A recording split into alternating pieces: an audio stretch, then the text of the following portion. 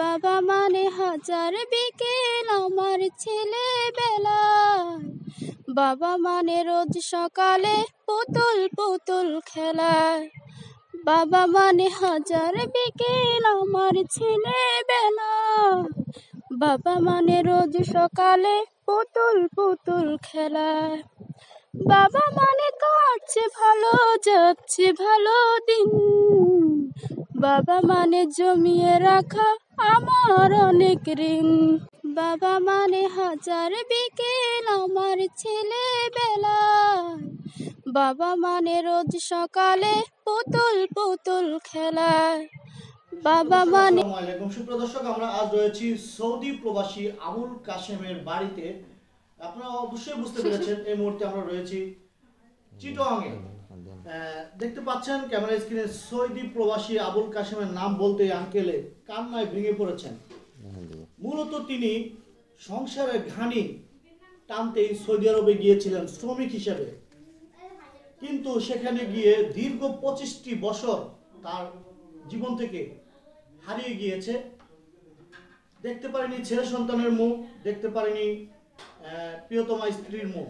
25টি বছর সৌদি আরবে তিনি কাটিয়ে 1.5 বছর আগে সন্তানের সাথে অভিমান, বাবা এবং সন্তান অভিমান করে নিখোঁজ 1.5 বছর।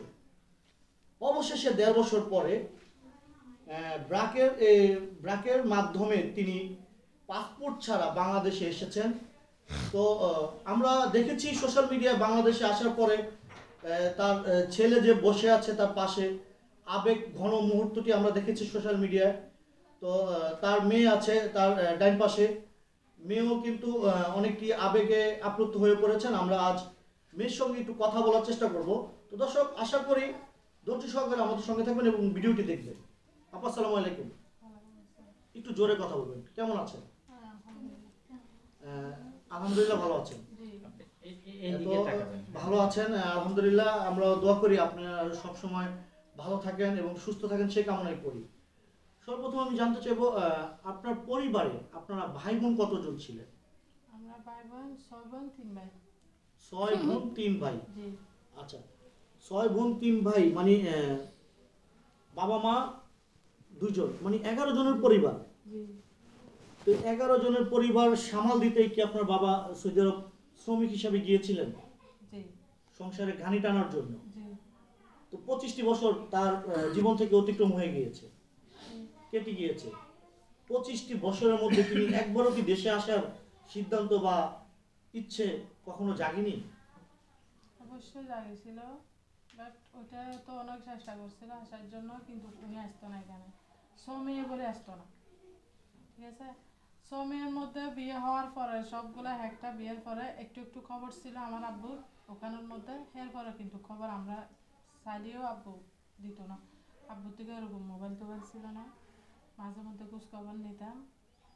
নেওয়ার পরে 1.5 বছর একদম পাইনি আমরা। আব্বুর সবসময় টেনশনে থাকতো, মানে মেয়ে আমি কি করব এগুলা আব্বুর মাথায় থাকতো। মানে আপনারা 6টা বোন। জি। 6টা বোন আপনাদের মানে বিয়ে শাদী নিয়ে তার একটি টেনশন ছিল। তো সেই জন্য তিনি আসার মানে সিদ্ধান্ত বা আসার চেষ্টা করেনি কখনো? চেষ্টা তো করতো আব্বু এখানে আসার জন্য, কিন্তু আসতো না তো। আসতো না। আচ্ছা, আমি জানতে চাইবো আপনার 6 বোনের তো বিয়ে হয়েছে পর্যায়ক্রমে, সবারই বিয়ে হয়েছে? 4 বোন হয়েছে তো আমরা, 2 বোন আছে এখন। 4 বোনের বিয়ে হয়েছে, 2 বোন আছে। জি। তো 4 বোনের যে বিয়ে হয়েছে এটা তো আপনার আব্বু জানতো কিনা বা তাকে জানাইছেন কিনা? জানাইছি তো, যখন বিয়ে হতো তখন একটু একটু জানা গেছিল, বাট আব্বুর ওরকম ইয়া ছিল না, মানে আমাদেরকে দেওয়ার জন্য। এমনিতে 25 বছরের মধ্যে তার সঙ্গে যোগাযোগ বা কন্টিনিউ কথাবার্তা হয়েছে কিনা আপনাদের সঙ্গে?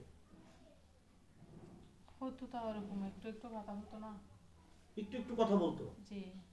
তো যখন মানে আপনার এই যে বাবা আপনার ভাইয়ের সঙ্গে, যাই হোক আপনার ভাইয়ের সঙ্গে হয়তো মান অভিমান করে 1.5 বছর যাবৎ নিখোঁজ। জি। তো আপনার 1.5 বছর যাবৎ যখন আপনার বাবা নিখোঁজ, আপনার ভাইয়ের সঙ্গে আপনার ভাই একজন বসে আছে, তিনি বলেছেন আপনার ভাবির সঙ্গে সম্ভবত একটা কিছু হয়েছে। জি। আমি সর্বপ্রথম জানতে চাইবো, আপনার সেই ভাই কি বিয়ে করেছে সৌদি আরবে? জি জি তার ওয়াইফ কি ওখানকার? জি। আমরা তো জানি বাঙালি কোনো ছেলে সৌদি আরবের কোনো মেয়ে বিয়ে করতে পারে না, হয়তো অন্য কোনো কান্ট্রির মেয়ে হতে পারে। আপনারা এই বিষয়ে কতটুকু জানেন? এটা বাঙালি ছিল, মেয়েটা বাঙালি। মেয়েটা বাঙালি? জি, আচ্ছা, ওখানকার না, অরিজিনাল সৌদিয়ান না, সৌদি আরব না। মানে বাঙালি মেয়েকে তিনি ওখানে ওখানে বিয়ে করছে, ওরাও আমার ভাইয়ের মতো ওখানে থাকতো। আচ্ছা, তাহলে মানে আমাদের সন্দেহটা ঠিক আছে, তাই তো? জি আচ্ছা, তো সেই সুবাদে আপনার ভাবির সঙ্গে সম্ভবত কিছু একটা হয়েছে, সেই অভিমানে 1.5 বছর যাবত আপনার বাবা নিখোঁজ। জি জি। তো এই 1.5 বছরের মধ্যে আপনার বাবার সঙ্গে যোগাযোগ বা খোঁজার চেষ্টা করেছেন কিনা, বা আপনার কোনো আগ্রহ প্রকাশ করেছেন কিনা তাকে দেশে আনার বা খুঁজে বের করার? আব্বুকে তো আব্বু 5-6 মাস আগে যে হলে ঢুকার 5-6 মাস আগে একটু আমরা কল দেওয়ার চেষ্টা করছিলাম আব্বুকে। আব্বু মনে হয় আমার চাচার বাসায় আসছে, আমার একটা ওখানে চাচা আছে, ওদিকে আসছে। আমরা একটু কথা বলছিলাম, কথা বলার পরে আর যোগাযোগ করতে পারি নাই। এরপরে যখন একদম খবর নাই, ভাইয়ার কাছে কল দিতাম, ভাইয়ার মোবাইল ভাবি ধরতো, ঠিক আছে। তো ভাবি ধরার পরে বলতাম যে ভাইয়া কই হলো, তোমার ভাইয়া তো জব। এরপরে আমাকে চাষা ঠিক আছে, ভাইয়াকে আসলে বলিও একটা কল দিতে, মানে আব্বুর খবর নেওয়ার জন্য। তাও তোমার ভাইয়া তো জবে থাকে, কখন কথা বলতে পারবে না। তো আমি বলছি, কেন, সময় করে আসলে একটু বলবো আর কি, আমি কল দিচ্ছি, হয়তো না কথা বলতে পারবে না, তোমার ভাইয়া তো হলে সময় নেই। এরপরে অনেকবার কল দেওয়া হয়েছিল, ভাবি আর পিক দিত না, মানে পিক করতো না আমাকে কল। মানে আপনার ভাবি আপনাদের কল রিসিভ করতো না? জি না। আচ্ছা, হ্যাঁ, তারপরে? তারপর আর খোঁজা হয় নাই। তো কখন নামছে এখানে এয়ারপোর্টে, কখন আসছে এটা তো আমরা জানি না।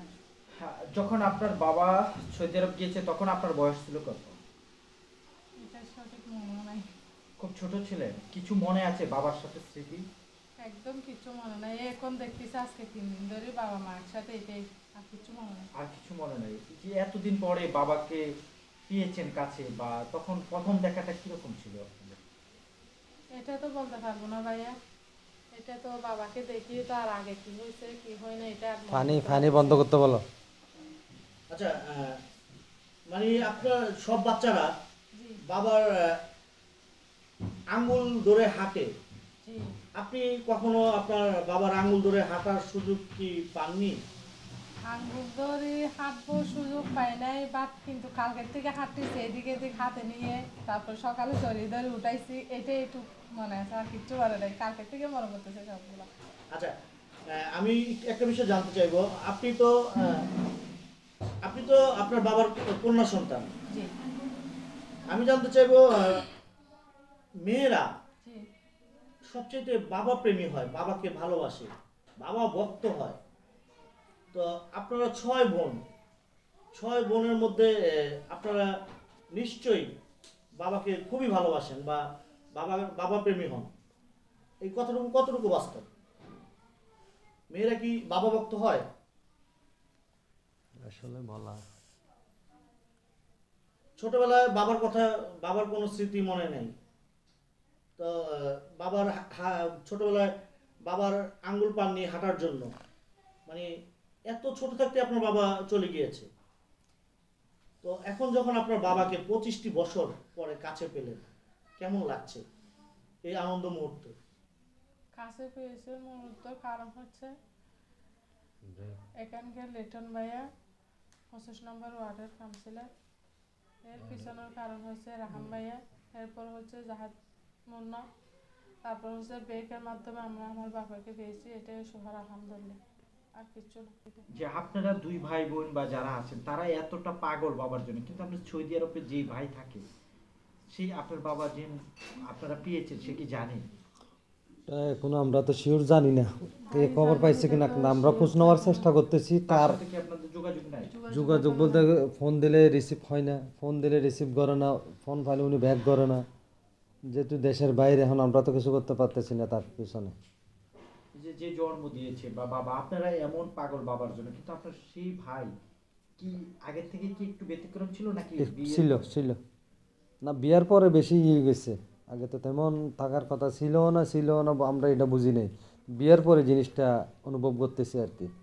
আচ্ছা বোন, ভাইরা বোনেদের প্রতি খুব দুর্বল থাকে, তো আপনার এই ভাইকে দেখা যায় সবসময় ইমোশনাল, সবার প্রতি একটু সে আমরা কথা বলি সে তার চোখে পানি চলে আসে, কিন্তু আপনার ওই ভাই আপনাদের কাছে কেমন? ওইটা তো মনে হয় আপনারা ভিডিও দেখতে বুঝতে পারছেন ভাই বোনের মধ্যে কিরকম। বাবাকে দেখার আগে আমরা দুজনেই কিরকম করছিলাম, এখন বাবাকে পেয়ে তো দেখতেছেন ভাই বোন এক সাথে। এটা না আপনাদের এটা তো বুঝতেছেন আপনারা। হ্যাঁ, সৌদি আরব যে ভাইটা থাকে তার সাথে কি আপনাদের একটা দূরত্ব? একটু দূরত্ব আছে। একটু দূরত্ব বলতে হয়তো বিয়ের পর হয়ে গেছে। আচ্ছা, তো যদি সে এই ভিডিওটা দেখে তার উদ্দেশ্যে একটু বলেন, ভাইয়ের উদ্দেশ্যে, যে জন বাবা বা আপনারা তো আমার ভাইয়ের উদ্দেশ্যে বলতে গেলে আমরা বলবো কি যা হয়ে গেছে এখন এই জিনিসটা দেখে যেন আমাদের বাবার মার দুজনের একটু খোঁজ খবরগুলো জিনিসগুলোতে যেন মা বাপ দুজনের খোঁজ খবর ঠিক মতো নেয়। আমরা চাই এতটুকু, তার পিছনে আর কিছু আমরা চাই না। তার ইয়েতে আচ্ছা আপু, ও হয়তো ভুল করছে, ও বোঝার জন্য ওর জন্য দোয়া করতেছে আমার ভাই যেন বাবা মার কাছে ফিরে আসে, খোঁজ খবর নেয়। ওটা ভাইয়ের জন্য শুভকামনা থাকবে, আমার ভাইয়ের জন্য আমরা অনেক দোয়া করবো। এই যে দোয়া করবেন এটা তো কান্না, ভাইরে এইভাবে পাশে দেখতে পারেন না, পুরো পরিবারটা দেখলে ভালো লাগতো না? অবশ্যই লাগতো। এখন যেহেতু বুঝতেছে না এটা আপনি তো বুঝবে। বড়, মানে সবাইকে একটা বট গাছ চায়া দিয়ে রাখেন, সবাই যদি এক চায়া নিচে পান কেমন লাগে? আমি চাইতেছি এটাই, সবাইকে আমি একসাথে যেন রাখতে পারি, থাকতে পারি, চাইতে পারি। আমার অনুভবটা হচ্ছে এইটাই। মানে যত খেয়ে আছেন না খেয়ে আছেন যতটুকু আছেন মানে সবাইকে এক ছায়া নিচে রেখে। একসাথে নিচে রাখতে চাই আমি। তো এখন আপনার বাসায় বোন কয়জন আছে? আল্লাহ রহমতে সবাই আছে, একটাই ছাড়া। আমরা কি আপনার পুরো পরিবারটা মানে ধরেন আর বোনগুলো সহকারে কি আমরা একটু সামনে আনতে পারবেন? সামনে বলতে কেন, সবাই তো বাসায় নাই, এক একজন এক এক বাসায়। ওরা আসবে। না, তারা বোরকা গায়ে দিয়ে আসুক, আপনার মতন ইসলামিক সবকিছু। না, যেটা এখন একটা টিউশনিতে চলে গেছে সকাল 7টায়, আচ্ছা এরপর হচ্ছে একটা বড়টা তো এখানে আশেপাশে বাসায়। 11টার দিকে আসবে আর কি। সবাইকে ওটা সকালে বের লেখাপড়া হয়েছে। করছে? জি জি, কোথায় লেখাপড়া করছে? ওরা লেখাপড়া করতেছে, ওরা একটা বিবিএ থার্ড ইয়ারে। বিবিএ থার্ড ইয়ারে? জি, আচ্ছা আর একটা হচ্ছে মনে হয় বিবিএ কমপ্লিট হবে। আচ্ছা আচ্ছা আচ্ছা, মানে পড়াশোনাও করাচ্ছেন আপনি আপনার বোনদেরকে? ওনারা এখন নিজেরা এখন টিউশনি নিজেরা উপার্জন নিজেরগুলো ইয়ে করতেছে, টিউশনি করে। ওই খরচটা ওনারা নিজেরাই চালায়। আচ্ছা আপুর কাছে, আপু একটু জোরে কথা বলবেন। আপনার বাবা 25 বছর আগে দেশান্তরী হয়েছেন জি সংসারে ঘানি টানার জন্য। জি সেই বাবাকে 25 বছর পরে জি। কাছে পেলেন, জি কিন্তু অসুস্থ অবস্থায়, জি মানসিক ভারসাম্যহীন কিছুটা, এই অবস্থায় আপনার বাবাকে কাছে পেলেন, জি। সেই অনুভূতির কথাটা জানতে চাইব। আপনি তো এই অবস্থায় তাকে কাছে পাওয়ার কথা না, তিনি তো আপনার কাছে আসবে সুস্থ একজন পিতা হয়ে, আপনার বাবা হয়ে আসবে, কিন্তু তিনি আজকে মানসিক ভারসাম্যহীন, আঘাতে